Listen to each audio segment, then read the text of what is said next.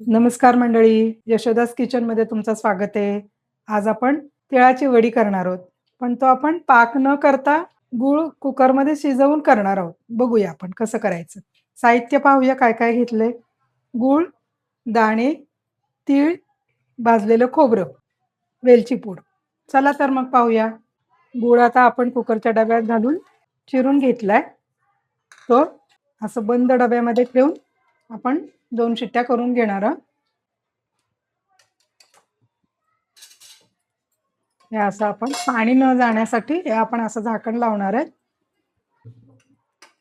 आणि 2 शिट्ट्या करून घेणार आहे आपण.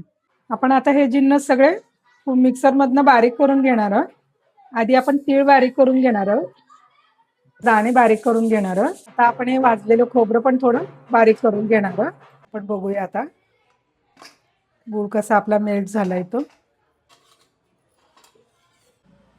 अशा प्रकारे आपला गूळ मेल्ट झालेला आहे.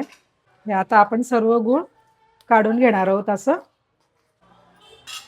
आणि आता आपण सर्व एक एक पदार्थ याच्यात घालणार आहोत. तिळाचं कूट, दाण्याचं कूट आणि हे भाजलेलं खोबरं, वेलची पावडर.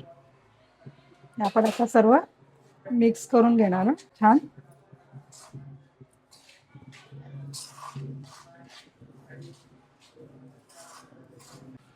आता हे सर्व एकजीव झालेलं आहे. जितक्या लवकर करता येईल तितक्या लवकर करायचं आहे. कारण गूळ घट्ट व्हायला लागतो आणि मग वडी पाडणं शक्य होत नाही. म्हणून जितक्या लवकर करता येईल तितक्या लवकर आपल्याला ताटाला तूप लावून घेतलेलं आहे. हे सर्व त्याच्यात घालून सेट करायचं आहे आपल्याला. आपण याचे लाडू सुद्धा करू शकतो.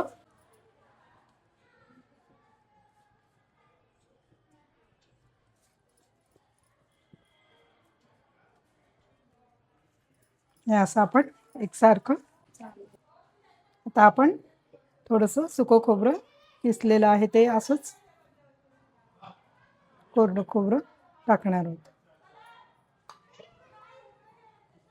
आणि हे आता आपण जरा सेट व्हायला ठेवून द्यायचंय.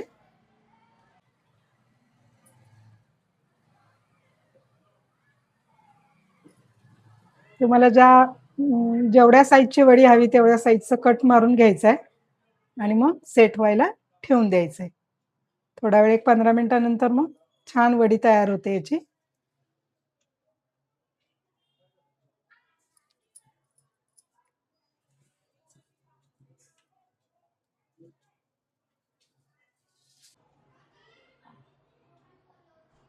अशा याला आता आपण एक 15 मिनिटं सेट व्हायला ठेवून देऊया.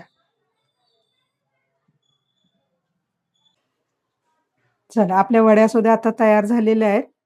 थंड झालेल्या आहेत. पाहू शकता किती सुंदर वड्या पडलेल्या आहेत. पाक न करता फक्त गूळ मेल्ट करून घेतलेला आहे. तर अशा प्रकारे सुद्धा वड्या करता येतात. छान, तुम्ही पण करा. व्हिडिओ आवडल्यास लाईक, कमेंट, सबस्क्राईब करा. भेटूया अशाच सुंदर व्हिडिओमध्ये.